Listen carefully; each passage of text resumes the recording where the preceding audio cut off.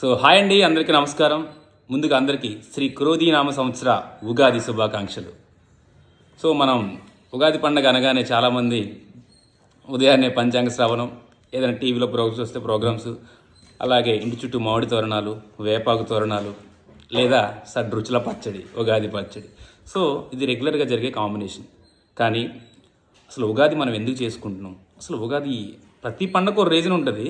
So ఉగాదికి reason ఏంటి మరి అనేది ఇగో ఒక స్క్రిప్ట్ ద్వారా నైట్ అంతా తెలుసుకొని, కొన్ని నేను కూడా బయట వీడియోస్ చూసి, అలాగే క్రోమ్ నుంచి అక్కడ నుంచి కొన్ని సేకరించి, అలాగే మా బాబాయ్ మంచిగా పద్యాలు అవి రాసిచ్చి ఎక్స్ప్లెయిన్ చేయమన్నాడు. సో కొద్దిగా మ్యాటర్ అయితే అందరూ విన్న మ్యాటర్ అయినా సరే మళ్ళీ ఒకసారి తెలుసుకుంటే చాలా బెటర్.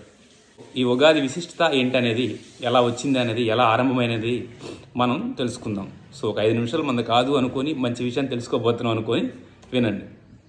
సో బేసిక్గా ఉగాది మనం ఏం చేస్తామంటే, ఇది వసంత ఋతువు ఆగమనాన్ని తెలియచేస్తూ జరుగుతున్నటువంటి పండగ. సో మన మ్యాక్సిమం మన తెలంగాణ, ఆంధ్రనే కాకుండా మహారాష్ట్ర, కేరళ, అస్సాం, పంజాబ్ ఇదే ఉగాది పండుగ అక్కడ జరుగుతుంది. కొంచెం ఏమంటారు, పద్ధతులు మారచ్చు, ఆ పండుగల పేర్లు కూడా మారుతుంటాయి. అలాగే మహాభారత కాలంలో కూడా, అంటే మనమైతే ఇప్పుడేం చైత్రమాసంలో జరుపుకుంటుంటాం, ఇది మహాభారత కాలంలో మకర సంక్రాంతి అయిపోయిన తర్వాత రోజే జరుపుకునేవారంట. సో మనమే కాదు, మహాభారతం నుంచి కూడా ఈ ఉగాది ఏమంటారు, ఈ ఉగాది పండగ ఆచారం, సంస్కృతి అనేది ఉంటుంది. సో అసలు మరి ఉగాది పండగ అంటే ఓకే, అలాగే మనం జరుపుకునే ఈ పండగ ఏదైతే ఉందో చాంద్రమానాన్ని అనుసరించి జరుపుకుంటాం. సో సూర్యకాలమానం, చంద్రకాలమానం 2 రకాలు ఉంటాయి కాబట్టి మనం చాంద్రమానాన్ని అనుసరించి మనం జరుపుకుంటామంట. సో అలాగే ఉదయం తలకు స్నానం చేయటం, కొత్త బట్టలు కట్టుకోవటం, పంచాంగ శ్రవణం ఇవన్నీ కామన్ కదా. ఆ ఉదయంలో తలకు స్నానం చేసే దాంట్లో కూడా తలకి నూనె పెట్టుకొని ఆ తర్వాత తల స్నానం చేస్తారు. సో తలకు నూనె ఎందుకు పెట్టుకుంటారు అంటే, ఆ తైలంలో లక్ష్మీదేవి ఉంటుందట. అలాగే నీటిలో స్నానం చేస్తాం కదా, ఆ నీటిలో గంగాదేవి ఉంటుంది. సో లక్ష్మీదేవి కటాక్షం, గంగాదేవి కటాక్షం ఒకేసారి మనకు కలగాలని చెప్పేసి ఉదయాన్నే అలా స్నానం చేయడం కూడా జరుగుతుంది. సో ఈ ఉగాది పర్వదినం రోజున. ఇంకా ఈ ఉగాది స్పెషాలిటీ ఏంటి, ఎలా వచ్చింది అంటే, సో చూద్దాం ఒక్కసారి. బ్రహ్మదేవుడి వద్ద వీళ్ళు ఉంటారు అసురులు, పని పాటలేని వాళ్ళు. ఈ సోమకాసురుడు అనే ఒక వ్యక్తి, ఒక అసురుడు బ్రహ్మదేవుడి వద్ద వేదాలు కాచేసి అపహరణ చేసి సముద్ర గర్భంలో దాక్కుంటాడు. సో అతను సముద్ర గర్భంలో దాక్కున్నప్పుడు అది మహావిష్ణువు గమనించి మత్స్యావతారంలో వెళ్ళి అతన్ని వధించి ఆ వేదాలు తిరిగి తీసుకొచ్చి మళ్ళీ బ్రహ్మదేవుడికి ఇస్తాడు. బ్రహ్మ మళ్ళీ సృష్టిని ఆరంభించడం మొదలు పెడతాడు, సృష్టిని క్రియేట్ చేయడం, సృష్టించడం మొదలు పెడతాడు. సో అది చైత్రమాసము శుక్లపక్షము పాఠ్యమి తిథి నాడున ఆయన చేశాడు. ఆ సృష్టి ఆరంభం దినాన్నే మనం ఇప్పుడు ఉగాదిగా సెలబ్రేట్ చేసుకుంటున్నాం. అప్పట్లో దాన్ని యుగాది అనేవారు. ఇప్పుడు ఉగాది అంటాం కదా, ఆది, యుగము ఆది. సో యుగము ఆరంభించబడిన రోజు, యుగము సృష్టించబడిన రోజు అని చెప్పేసి యుగాది పర్వదినాన్ని మనం సెలబ్రేట్ చేసుకుంటాం. సో దాన్ని సింపుల్గా ఈ మ్యాటర్ అంతా ఒక పద్యంలో చెప్పాలంటే, బ్రహ్మదేవుని వద్ద వేదాలు కాజేసి సోమకాసురుడు సముద్ర గర్భమున దాగే, మహావిష్ణువే మహిమచే అదిగాంచి మత్స్య అవతారమున మట్టు పెట్టెనప్పుడు, సృష్టించే బ్రహ్మ సృష్టినంతటిని చంద్ర సూర్యకాల చక్రమును అనుసరించి పాడ్యమి తిథి శుక్లపక్షమునాడు అది ఏ జనులకు ఆనందకరమాయే, ఆ రోజే ఉగాది పండుగాయే అని. సో దీనికి ఆ చెప్పిన చాప్టర్ అన్నింటికి దానికి ఉన్న పద్యం అది. సో అలాగే అలా బ్రహ్మ దగ్గర సోమకాసురుడు వేదాలను అపహరించటం, సముద్ర గర్భంలో దాక్కోవటం, మళ్ళీ విష్ణుమూర్తి వెళ్ళి అతను వధించటం, ఇదంతా కూడా ఇది జరిగిన కాలం నుంచి మనం ఈ ఉగాదిని మనం సెలబ్రేట్ చేసుకుంటాం. సరే ఉగాది స్పెషాలిటీ ఏంటి మరి? ఒక ఉగాది ఎందుకు జరుపుకుంటున్నాం? ఓకే, కానీ ఉగాది రోజు ఎలా ఉండబోతుంది, ఆ ఉగాది తర్వాత నుంచి కాలం ఎలా ఉండబోతుంది అంటే, అది ఎలా ఉంటుంది అంటే, దానికి సంబంధించిన ఒక వచన కవిత్వం ఏదో ఉంది ఇక్కడ. తరువులోన విరుల మరులతోడ చిగురాకులు జుంపించు చెలగువేళ,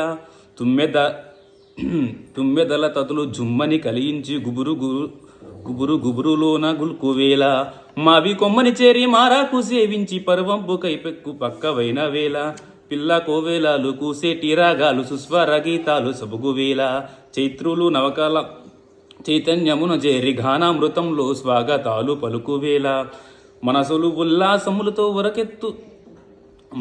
ఉల్లాసంలో ఉరకలేస్తుంటే మమతాను రాగాలు మురిసేటి వేళ ఆ రోజే ఉగాది పండుగాయే అంటున్నారు. సో తరువులోన విరుల మరుల తోడ అంటే చిగురులు జొంపంబు చెలగువేళ అనే ఫస్ట్ వాక్యం ఉంది. ఇదేంటంటే ఇప్పుడేనంట ఈ వసంత ఋతువు ఆగమనంలో చెట్లు గుబురుగా ఉండటం, చిగురులు తొడగటం, సో పచ్చదనం అనేది స్టార్ట్ అవ్వబోతుంది అని చెప్పేసి దాని మీనింగ్. తర్వాత తుమ్మెదల తతులు జుమ్మని కలయించి గుబురులోన గులుకువేళ అంటే ఈ తుమ్మెదలు ఎప్పుడైనా సరే పువ్వుల దగ్గర ఉన్నటువంటి మకరందాన్ని సేవించడానికి, దాన్ని ఆస్వాదించడానికి పువ్వుల దగ్గరికి వెళ్తుంటాయి ఈ తుమ్మెదలు ఎప్పుడు కూడా. సో ఈ తుమ్మెదలకి మకరందం ఆస్వాదించే టైము, వాటికి మకరందం దొరికే టైము సో ఇప్పుడే స్టార్ట్ అవుతుంది. అలాగే తుమ్మెదలు మనం ఎక్కువ చూడబోతాం, అవి పూల దగ్గర ఎక్కువ ఉంటాయని చెప్పేసి ఈ కాలంలో స్టార్ట్ అవుతుందంటే ఈ వసంత ఋతువులో. అలాగే మావి కొమ్మను చేరి మారాకు సేవించి పరువంపు కైపెక్కు పక్కు అయిన వేళ పిల్ల కోయిలాలు కూసేటి రాగాలు సుస్వర గీతాలు సొబగు వేళ అని అంటున్నారు. ఇక్కడ ఈ మావి కొమ్మని చేరి మారాకు సేవించి ఇప్పుడు ఈ ప్రాంతంలో ఈ టైంలో ఖచ్చితంగా ఆ మామిడి పిందెలు కానీ మామిడి కాయలు కానీ అలా వేలాడుతూ ఉంటుంటే చాలా అందంగా ఉంటుందంట. అంటే ఈ ఉగాది ఈ టైం నుంచి స్టార్ట్ అవ్వటం, పండ్లు పిందెలు కాయటం, వేలాడటం, అవి పరువానికి రావటం, తర్వాత వాటిని ఈ పిల్ల కోవిలలు కూసేటి రాగాలు సుస్వర గీతాలు ఆ పచ్చదనం వచ్చినప్పుడు కానీ ఏమంటారు ఈ టైం ఆగమనం, ఈ వసంత ఋతువు ఆగమనంలో కోవిలలు కూడా వాటి పాటల ద్వారా ఆ వసంత ఋతువుని ఆహ్వానిస్తుంటాయంట. కోవిలలు కూడా సుస్వర గీతాలతో వాటి ఘానామృతాలతో ఆహ్వానిస్తాయంట. మనసులు ఉల్లాసంతో ఉరక లేస్తుంటే మమతాను రాగాలు మురిసేటి వేళ అంటున్నారు లాస్ట్ వాక్యం. సో ఇదేంటంటే మనసులు ఉల్లాసంతో ఉరకలేస్తుంటే, ఎందుకంటే ఈ వసంత ఋతువు ఆగమనంలో ఇప్పుడు చిరుజల్లులు పడటం స్టార్ట్ అవ్వబోతుంది అని ముందే సంకేతము. సో చిరుజల్లులు పడటము ప్లస్ అప్పటిదాకా మాగాడి ఇప్పుడు దుక్కు దున్నుకోవడానికి టైం ఏమంటారు దాన్ని, వాళ్ళకి వెసులుబాటు కల్పించడం, ఇప్పుడు దుక్కు దున్నొచ్చు ఏమంటారు, పోడు భూములన్నీ కూడా ఏమంటారు అంటే మాగాని పంటలన్నీ కూడా ఇప్పుడు సిరి పంటలుగా పచ్చదనంతో నిండబోతున్నాయి. సో ఆ పచ్చదనంతో నిండిపోతుంటే మనసులన్నీ ఉల్లాసంగా ఉత్సాహంగా ఉంటాయని చెప్పేసి దీని మీనింగ్ అనమాట. సో ఇలా ఈ ఉగాది పర్వదినాన ఉగాదికి, వసంత ఋతువుకి, ఈ చైత్రమాసానికి ఇటు ఉన్నటువంటి ఇది హిస్టరీ అనుకోండి, ఓకేనా. సో ఈ ఉగాది ఇలా జరుపుకుంటారు.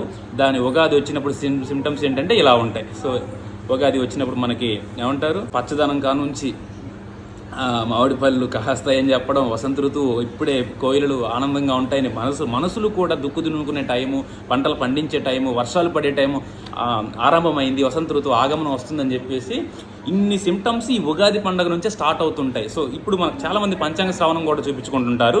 సో ఇది కూడా ఒక మంచి విషయమే. సో అలాగే ఉగాది పచ్చడి చేసుకొని షడ్రుచులు, తీపి, చేదు, వగరు, పులుపు ఇవన్నీ ఉంటాయి కదా. ఆ షడ్రుచుల్లో 6 ఉంటాయి కదా. ఈ 6 రుచులు ఏవైతే ఉన్నాయో ఆ తీపి, పులుపు ఇవన్నీ మన జీవితంలో కూడా అన్ని సమపాలలో ఉండాలి. ఏది అధికం కాకుండా, ఏది తక్కువ కాకుండా ఉంటే బెటర్ అని చెప్పేసి ఈ ఉగాది పర్వదినాన్ని, ఈ ఉగాది రోజు ఉన్నటువంటి ఆనందాన్ని సంవత్సరం మొత్తం ఉండేలా సంవత్సరం మొత్తం ఉండేలా ఆశిస్తూ, ఈ ఉగాది రోజు ఎటువంటి అయితే ఆహ్లాదకరమైన వాతావరణం, పండగ వాతావరణం లాగా ఉంటుంది, సంవత్సరం మొత్తం ఇలాగే ఉండాలని ఆశిస్తూ తెలుగు వారి నమ్మకం ఏంటంటే తెలుగు ప్రజలు ఈ ఉగాది పర్వదినాన్ని చాలా ఆనందంగా బంధువులతోటి కానీ స్నేహితులతోటి కానీ చాలా ఆనందంగా జరుపుకుంటారు. సో నేను కనుక్కున్న హిస్టరీ, నేను తెలుసుకున్నది అయితే ఉగాది గురించి ఇది. మీకు వర్త్ అనిపించింది, నచ్చింది అనిపిస్తే ఒక లైక్ ద్వారా, ఒక కామెంట్ ద్వారా నాకు తెలపండి. Thank you.